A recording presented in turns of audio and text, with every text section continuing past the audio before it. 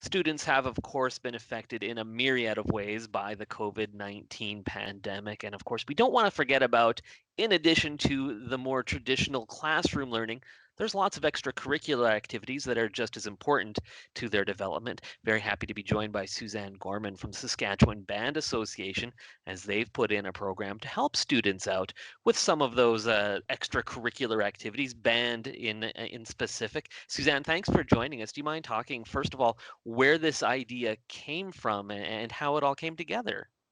I'm happy to. We actually, the Saskatchewan Band Association, started looking at having some sort of online program support for band programs in general around the province at the beginning of last fall, actually. We were considering it more for rural and northern locations and looking at students that often don't have access to specific clinician expertise on less common instruments, for example.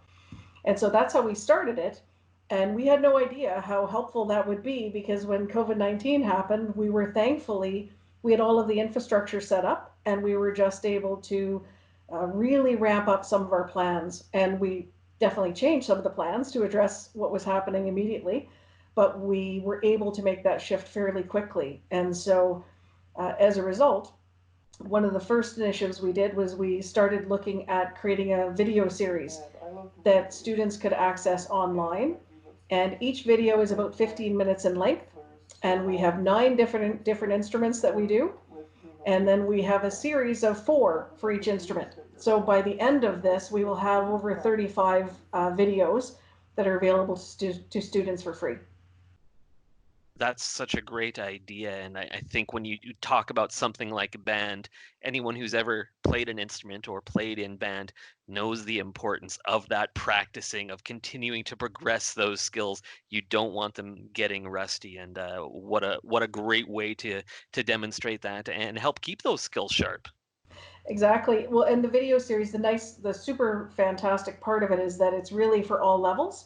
So we have an initial series of warm up skills that was targeted specifically for beginning students. So students in grades 6, 7, and for them to practice, but the skills that are covered are applicable to any musician.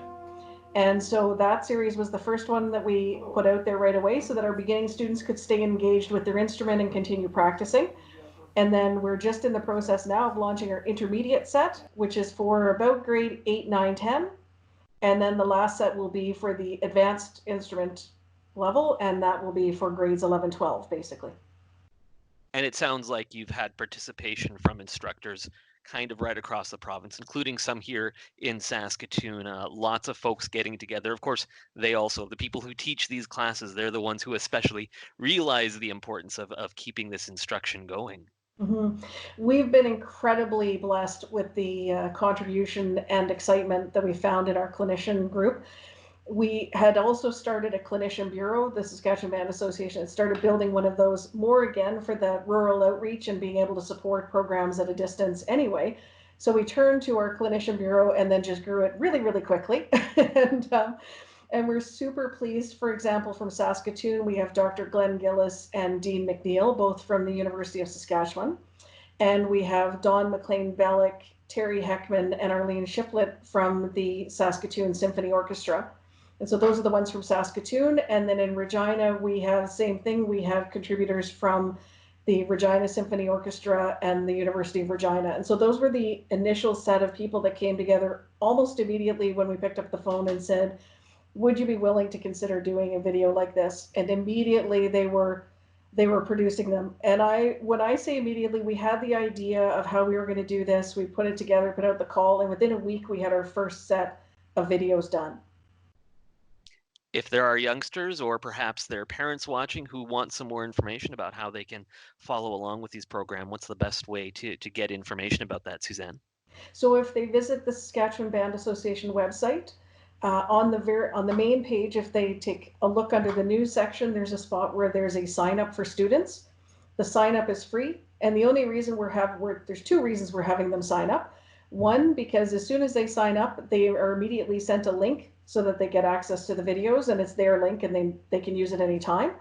And the second one is we can then send them notifications when new videos are posted or as we grow this program and offer other services. So Some of the things that we've had some requests around are whether or not there's the ability for some online private lessons, for example, and we're seeing whether we can support that with our clinician bureau.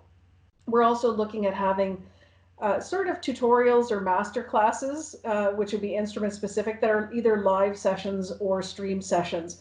And so those are some of the things that we're looking for in the next short while. Well, it's such a great initiative as we, of course, want to keep in mind all aspects of education, which are so important to the development of our young people in Saskatchewan. Suzanne, thanks so much for chatting with us today. Thank you very much. This is great. And I certainly hope all of those band musicians are out there practicing and using all of the videos. There's lots of great work, and we're really proud of the contribution of all of the clinicians around the province. Thank you, Suzanne. Thank you.